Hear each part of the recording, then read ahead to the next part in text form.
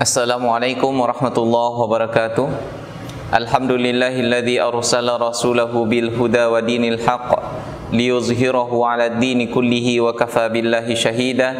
Ashhadu an la ilaha illallah wahdahu la syarika lah wa ashhadu anna Muhammadan 'abduhu wa rasuluhu la nabiyya ba'dah.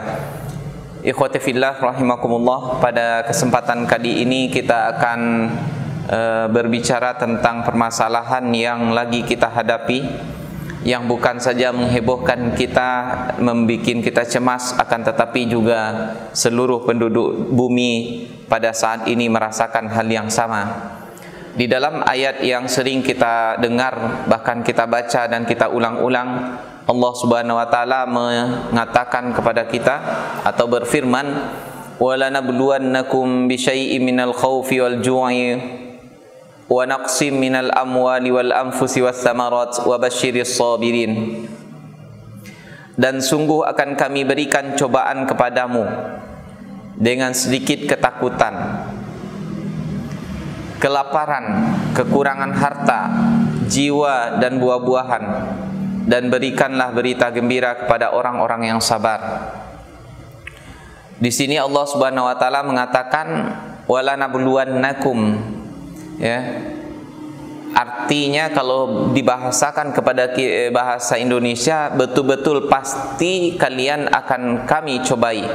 Di sini ada dua huruf taukid, lam dan nun sakilah, yang mengatakan betul-betul pasti kita ini akan diuji oleh Allah dengan sesuatu ujian, yaitu rasa takut, kelaparan, kekurangan harta, kekurangan jiwa atau kematian, dan kekurangan buah-buahan. Pada hari ini kalau kita perhatikan, bisa jadi semuanya ini berlaku kepada kita. Kenapa? Kalau sudah ditimpakan cobaan kepada kita berbentuk rasa takut, nanti akhirnya akan berimbas kepada kelaparan. Sebagaimana yang kita saksikan pada hari ini, manusia dilarang untuk keluar dari rumahnya, sehingga dia tidak mampu untuk berusaha. Dia tidak mempunyai kesempatan untuk mencari penghidupan untuk dirinya dan keluarganya. Maka akibatnya atau imbas setelah rasa takut itu adalah rasa lapar. Dan kalau sudah ada rasa lapar, artinya mereka kekurangan harta. Dan kalau sudah kekurangan harta dan lapar, berarti nanti berimbas lagi kepada kematian. Tidak dikarenakan penyakit, boleh jadi karena kekurangan makan itu. Dan juga nanti akan ditimpakan rasa atau ditimpakan kekurangan terhadap buah-buahan, yang itu semuanya adalah merupakan kebutuhan manusia. Namun Allah Subhanahu wa taala selalu memberikan kabar gembira kepada kita, wa basyiris sabirin, dan berikanlah berita gembira kepada orang-orang yang sabar.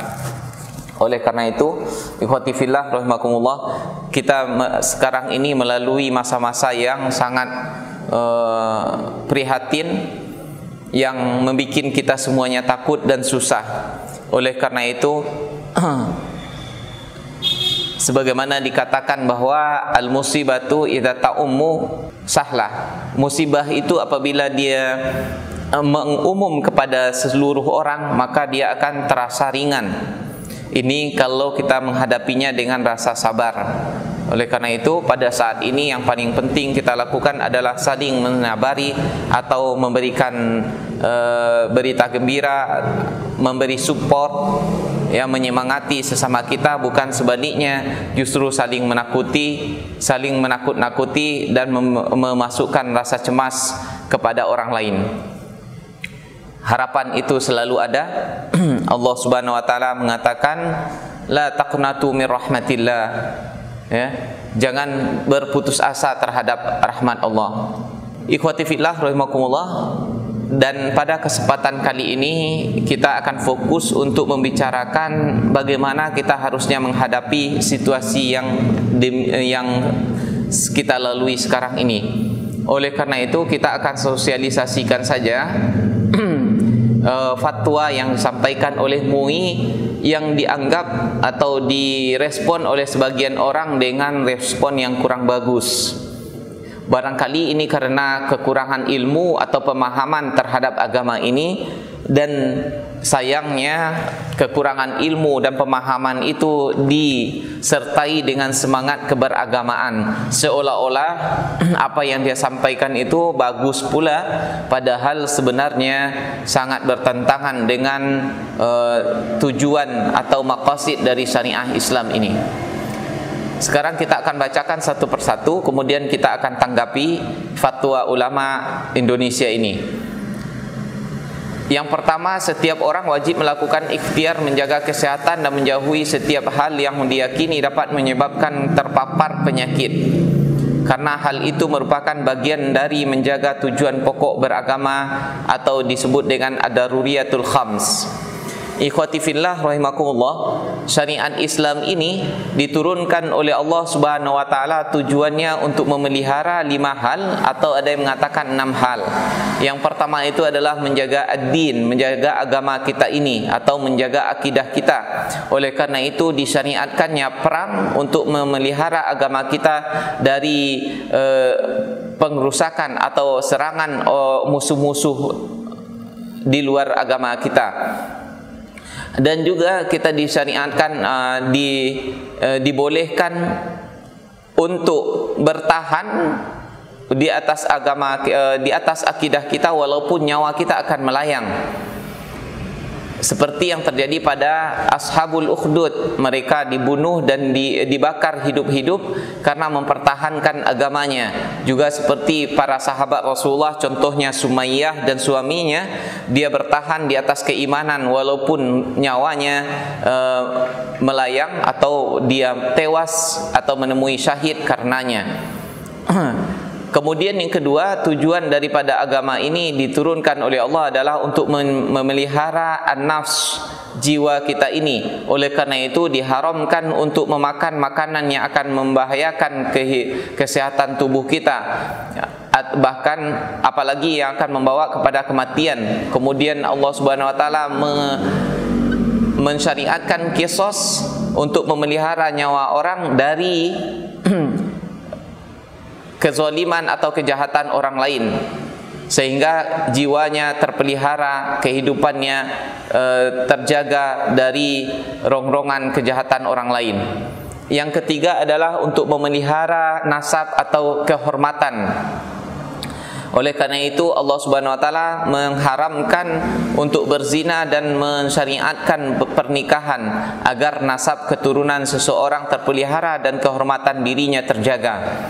Kemudian yang keempat adalah untuk memelihara akal. Karenanya Allah Subhanahu wa taala mengharamkan untuk meminum atau mengkonsumsi segala hal yang akan merusak akal manusia. Dan yang kelima dan terakhir yaitu untuk memelihara harta. Oleh karena itu Allah Subhanahu wa taala mensyariatkan untuk berdagang secara benar dan mengharamkan riba. Juga Allah Subhanahu wa taala mensyariatkan potong tangan terhadap orang yang mencuri harta orang lain. Itulah tujuan dari agama kita. Agama ini diturunkan oleh Allah Subhanahu wa taala bukanlah untuk kepentingan Allah, akan tetapi justru adalah untuk kepentingan umat manusia ini. Karenanya ketika ada hal yang akan merongrong keselamatan 5 hal ini, maka Allah Subhanahu wa taala mengharamkan atau melarang melakukan hal itu. Ikhwati fillah rahimakumullah, oleh karena itu pada saat sekarang ini kita diwajibkan, bukan saat sekarang saja tetapi untuk setiap waktu diwajibkan untuk menjaga kesehatan kita dan menjauhkan segala hal yang akan menyebabkan tubuh jasad kita ini rusak atau terkena penyakit, apalagi sampai membawa kepada kematian. Kemudian fatwa yang kedua, orang yang telah terpapar virus corona wajib menjaga dan mengisolasi diri agar tidak terjadi penularan kepada orang lain.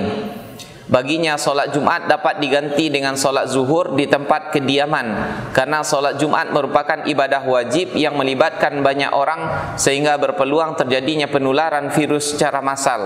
Baginya haram melakukan aktivitas ibadah sunnah yang membuka peluang terjadinya penularan, seperti jamaah solat 5 waktu atau rawatib, solat tarawih dan Idul Fitri serta Idul Adha di masjid atau di tempat umum lainnya, serta menghadiri pengajian umum dan tabligh akbar. Ikhwati fillah rahimakumullah, jangan dipandang fatwa ini dengan membenturkannya dengan pemahaman-pemahaman yang lain. Ya, ada yang mengatakan Allah Subhanahu wa taala mewajibkan kepada kita untuk sholat Jumat secara berjamaah. Kenapa MUI berani-beraninya melarang atau mengatakan haram?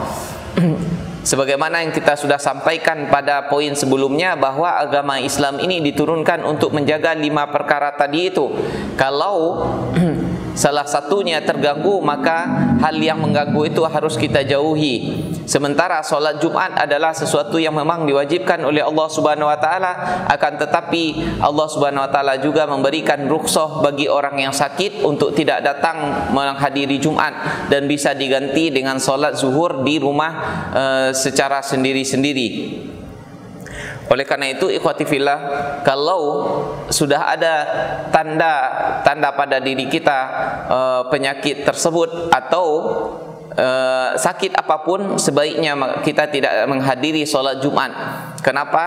Karena menurut ahli kesehatan, bahwa siapapun yang ketika itu mengalami rasa sakit, tentu saja daya tahan tubuhnya menurun, maka orang seperti ini besar kemungkinan mudah terpapar oleh penyakit atau virus yang lagi mewabah ini. Karenanya, kalau dia menjatuhkan dirinya kepada kerusakan, sebagaimana yang dikatakan oleh Allah Subhanahu wa taala melarang hal itu, wala tulqu biaidikum ila tahlukah, jangan jatuhkan dirimu kepada kecelakaan. Maka orang yang dikhawatirkan akan terpapar penyakit ini atau dia akan menularkan kepada orang, berarti dia sudah menjatuhkan dan kalau dia datang juga menghadiri sholat Jumat, berarti dia menjatuhkan dirinya kepada kecelakaan atau dia justru ingin mencelakai orang lain. Ikhwati fillah rahimakumullah, walaupun secara syariat zahir hal ini tidak hal yang akan kita sampaikan ini tidak ada hukumnya di dalam syariat Islam, akan tetapi bisa kita renungkan, boleh jadi hal ini akan menjadi beban kita di akhirat kelak. Umpama seseorang yang sudah terpapar oleh penyakit corona ini dan dinyatakan oleh dokter dia betul-betul positif, di dalam dirinya ada penyakit, kemudian dia pergi ke tempat keramaian, mendatangi sholat berjamaah atau mendatangi tabligh akbar atau mendatangi Jumat, dan di sana dia menyebarkan penyakitnya kepada orang lain.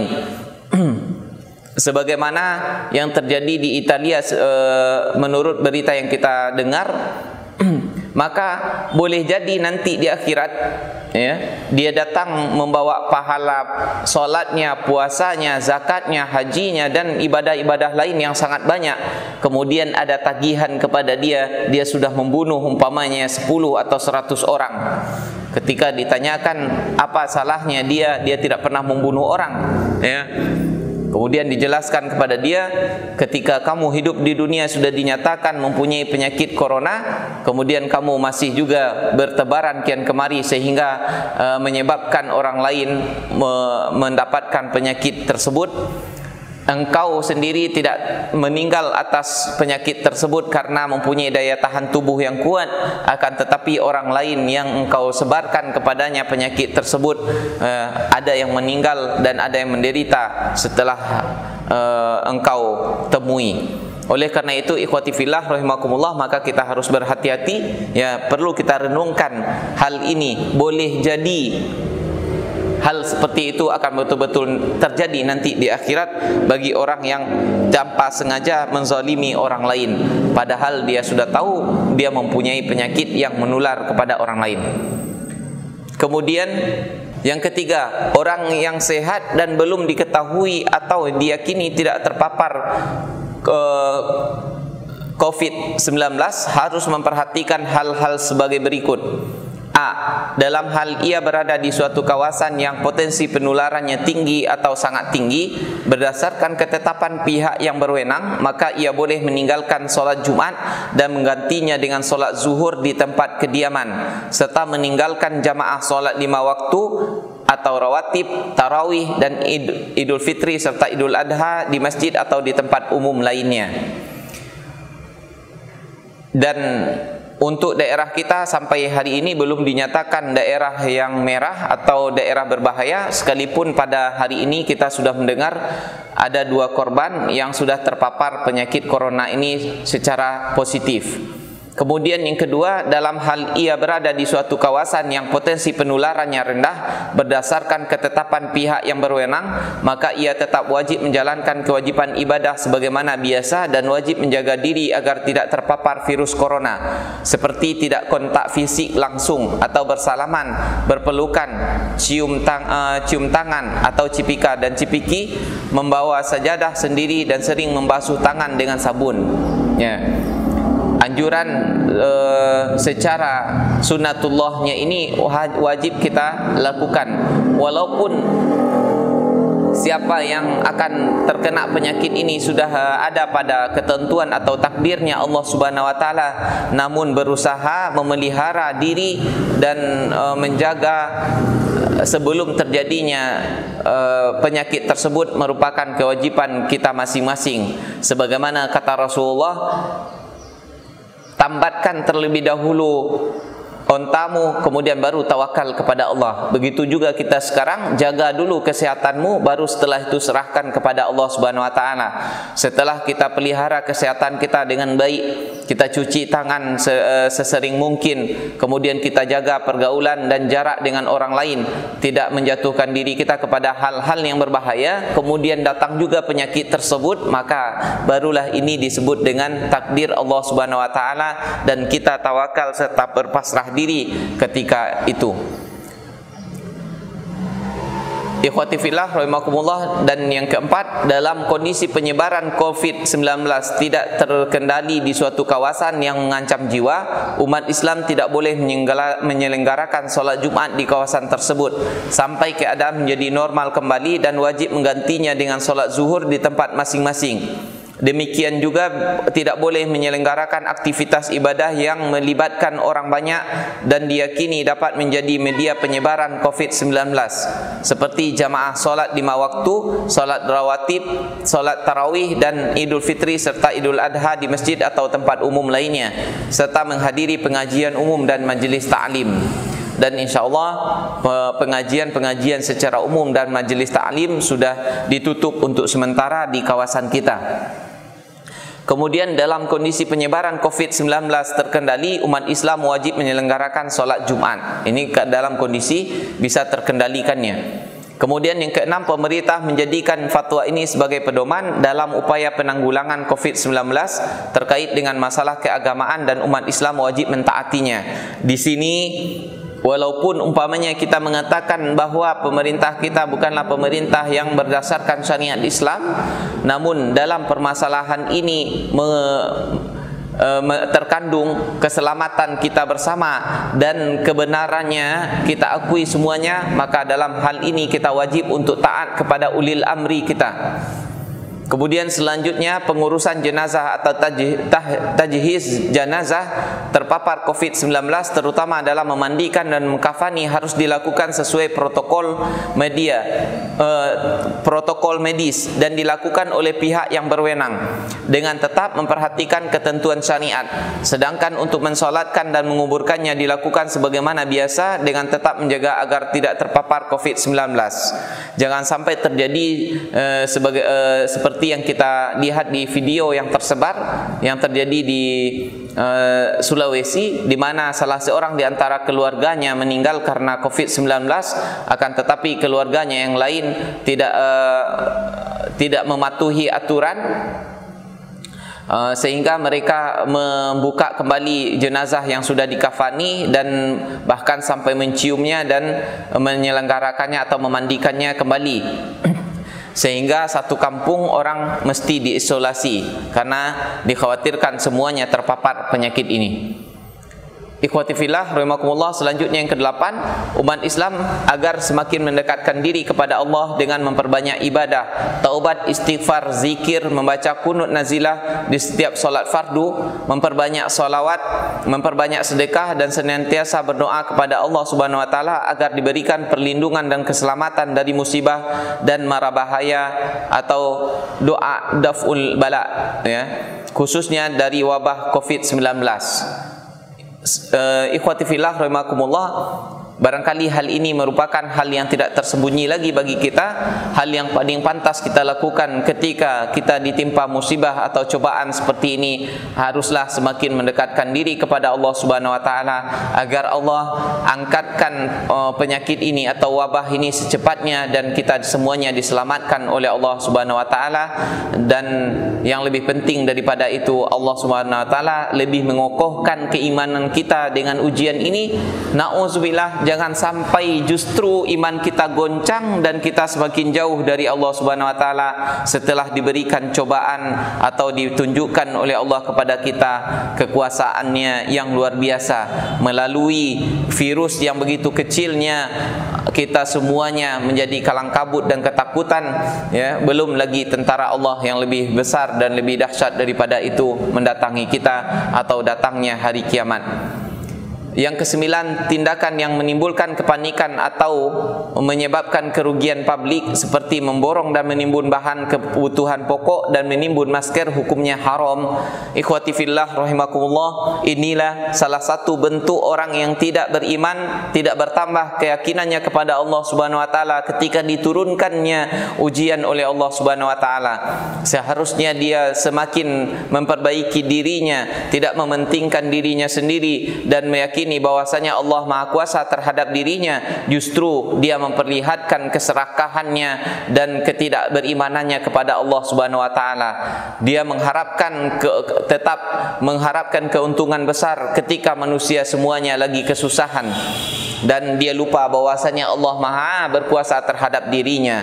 Kalau umpamanya Allah Subhanahu wa taala mau memperlakukan, ya, dia yang menumpuk barang atau menumpuk benda-benda yang bisa menjaga kesehatan, memelihara kesehatan kita demi keselamatan dirinya sendiri atau untuk keuntungan dirinya sendiri, Allah Subhanahu wa taala Maha Kuasa untuk menimpakan penyakit ini kepada dia.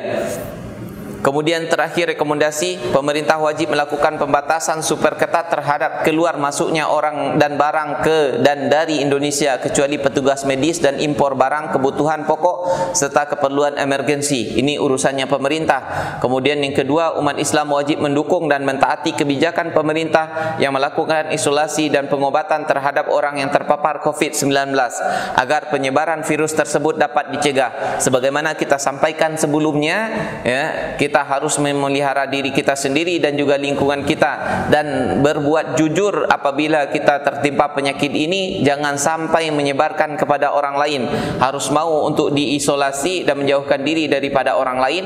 Serta kalau ada di antara sanak keluarga kita yang tertimpa penyakit ini, maka kita juga harus jujur mengumumkannya kepada masyarakat sekitarnya atau melaporkannya kepada pemerintah demi keselamatan kita dan orang banyak.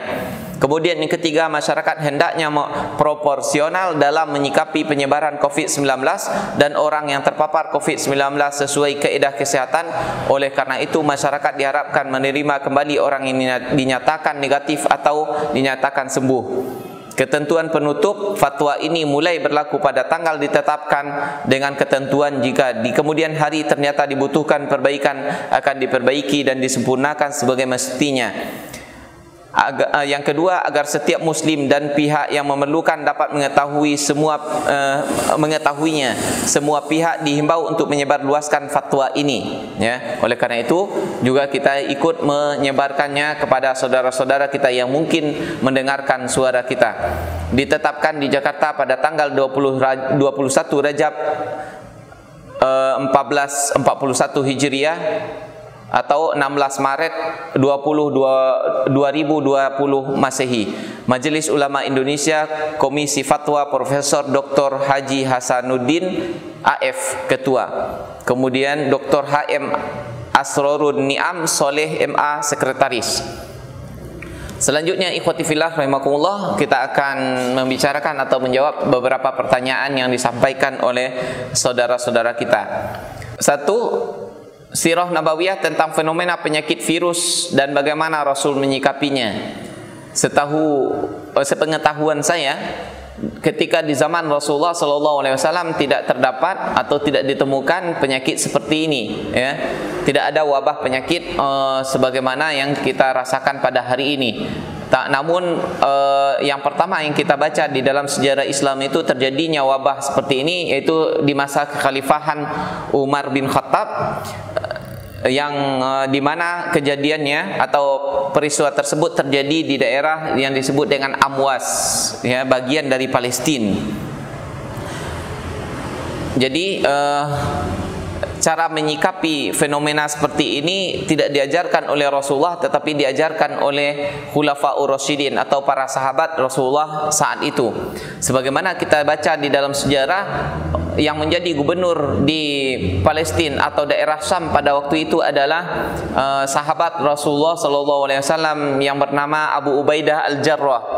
Beliau ini adalah salah seorang di antara 10 sahabat Rasulullah yang dijamin masuk surga, dan dia juga disebut dengan Amin Hadhil Ummah, ya. Tentu saja salah seorang di antara sahabat Rasulullah yang paling soleh dan taat kepada Allah Subhanahu wa taala. Namun, ya, sunnatullah berlaku untuk siapapun di atas dunia ini. Siapa yang terkena penyakit, siapa yang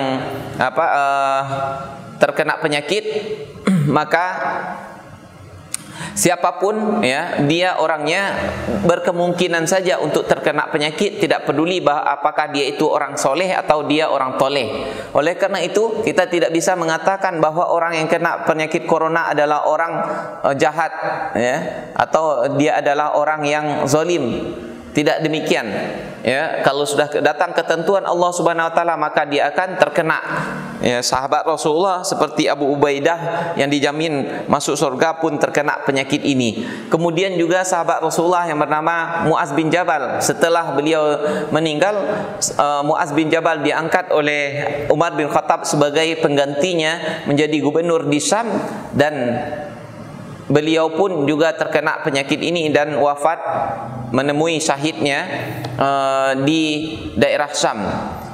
Beliau juga adalah salah seorang sahabat yang dicintai oleh Rasulullah SAW. Di dalam sebuah hadis dikatakan, Rasulullah berkata kepada dia, "Wahai Muaz, aku mencintaimu karena Allah." Ya, sahabat yang dicintai oleh Rasulullah SAW saja juga terkena penyakit ini, dan ini adalah sunnatullah di alam yang berlaku untuk siapapun. Kemudian barulah setelah itu Umar bin Khattab mengangkat Amr bin As sebagai wali di sana atau gubernur di Syam, dan di saat beliau pertama sekali memulai pemerintahannya, dia berpidato kepada manusia bahwa wabah taun yang terjadi pada saat itu bagaikan api yang membakar kayu bakar, dan yang menjadi kayu bakarnya adalah manusia. Oleh karena itu, kata Amr bin As, bertebaranlah kalian di gunung-gunung, karena ketika api tidak menemukan apa yang akan dia bakar, maka dia akan padam sendiri. Dan manusia pada waktu itu mematuhi perintahnya Amr bin As. Mereka pergi ke atas bukit-bukit dan menjauh dari kehidupan ramai. Dan tidak berlalu beberapa hari atau beberapa lama, penyakit itu pun diangkat oleh Allah Subhanahu wa taala. Dan itu jugalah yang kiranya perlu kita lakukan pada saat ini, yang menjauh dari orang-orang lain, agar penyakit ini tidak saling memindahkan dari satu orang kepada yang lainnya. Kemudian yang kedua pertanyaannya, dengan keadaan Kota Padang seperti saat sekarang ini, Ustaz, apakah boleh kita untuk memilih solat di rumah saja daripada di masjid untuk menghindari virus corona? Ini pertanyaan sudah disampaikan beberapa waktu yang lalu, ya.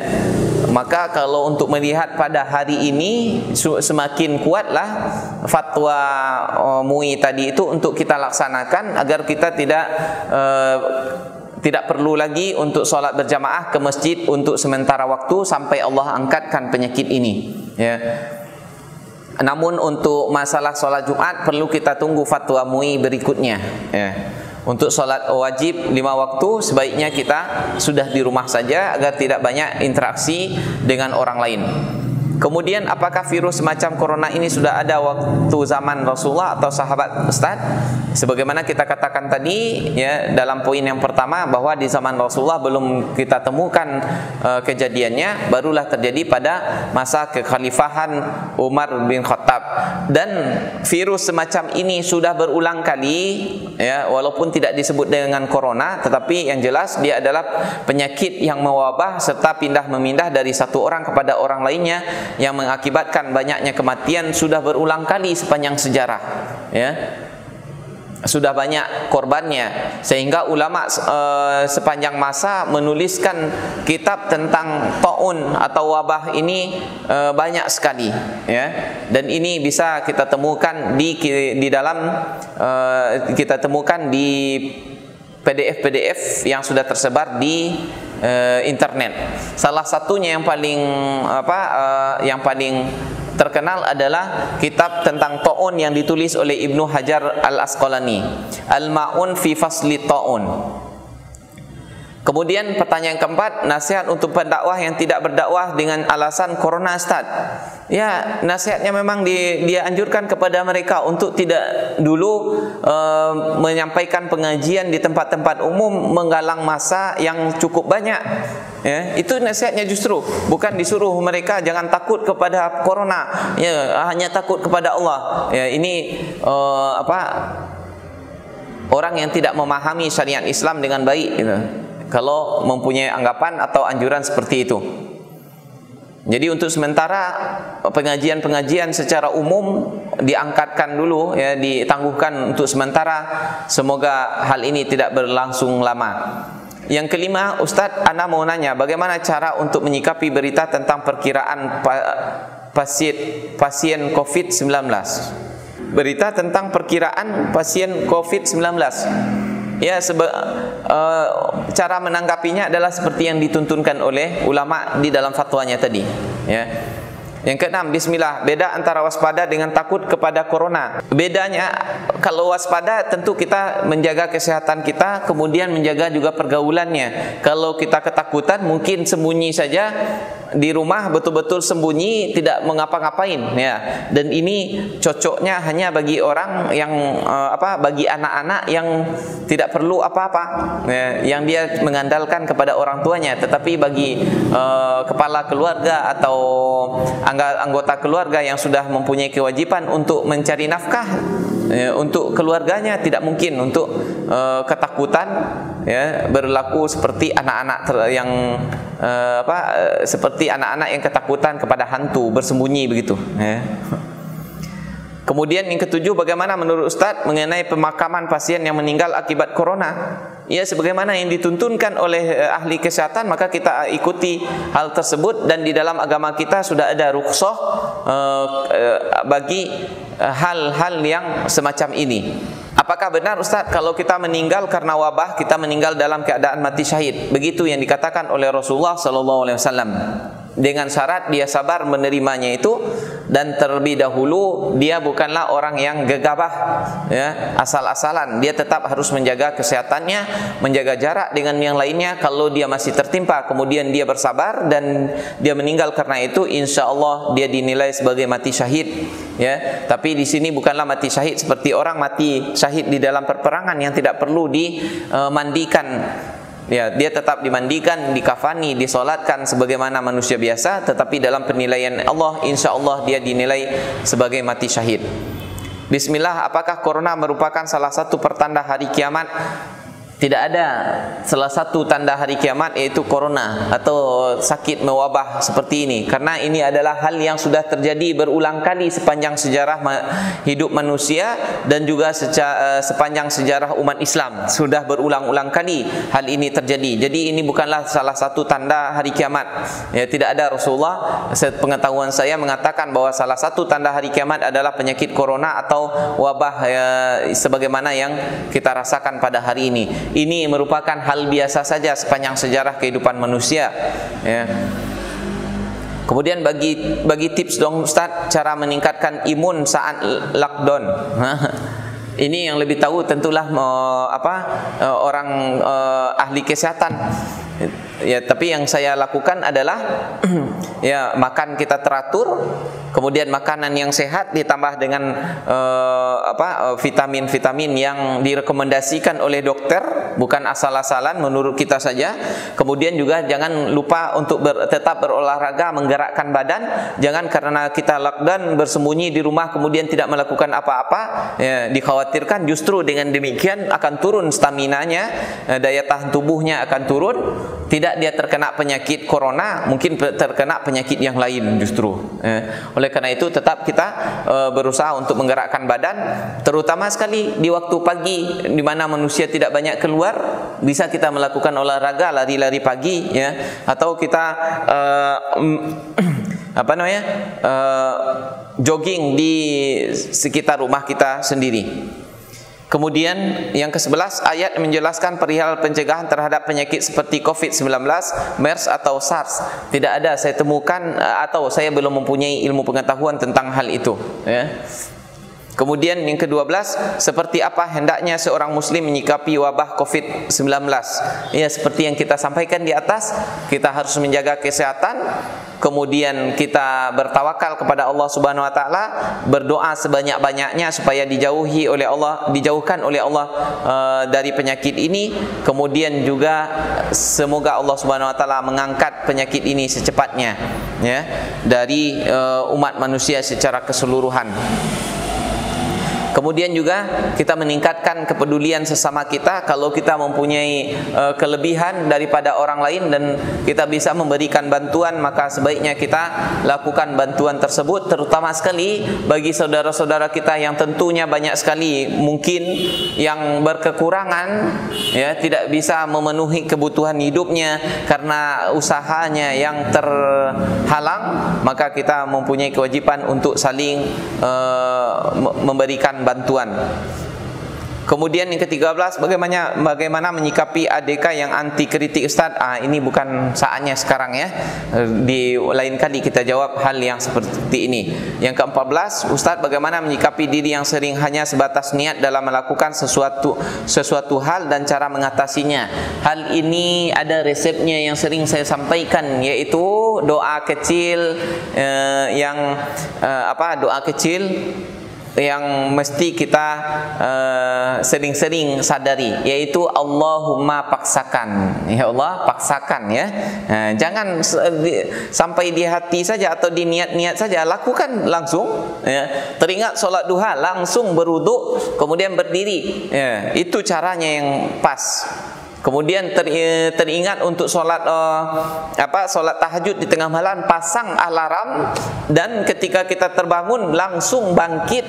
Ya, jangan dibiarkan untuk tertidur, ya, nantilah sampai azan subuh. Bahkan setelah azan subuh pun nantilah sampai terbit matahari. Ya, jadi lakukan langsung apa yang sudah terniat itu, maka itulah cara satu-satunya untuk menguatkan azam kita itu. Ya, jangan sampai kita hanya berada di tataran niat terus. Aku qauli hadza wa astaghfirullah li wa lakum. Mohon maaf atas segala kekurangan. Mudah-mudahan sekalipun tidak ada tatap muka dalam pengajian kita, kita tetap mengaji, ya, kita tetap menambah ilmu, dan kita tetap berusaha semakin dekat kepada Allah Subhanahu wa taala. Dan salah satu cara terbaik untuk mempertahankan iman sebagaimana kita sampaikan, yaitu bersahabat dengan orang-orang soleh. Sementara pada hari ini kita dianjurkan untuk saling berjauhan, jangan berdekat-dekatan. Namun Allah Subhanahu wa taala sudah memberikan kepada kita sarana yang sangat canggih pada saat ini, yaitu bisa dengan WhatsApp, dengan Facebook. Ya, kita bacalah pesan-pesan yang bermanfaat bagi kita, atau kita bikin grup-grup yang teman-teman yang berusaha untuk menjadi soleh. Di sana kita saling menasihati, saling mengingatkan, dan saling memberikan support.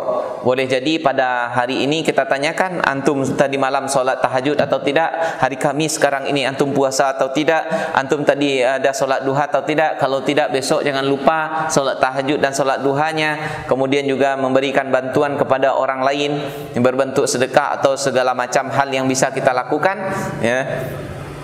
Dengan hal seperti itu kita tersupport untuk tetap taat kepada Allah Subhanahu wa taala dan lebih mendekatkan diri kepadanya. Aku qouli hadza astaghfirullah li wa lakum subhanakallahumma wa bihamdika asyhadu an la ilaha illa anta astaghfiruka wa atubu ilaik. Assalamualaikum warahmatullahi wabarakatuh.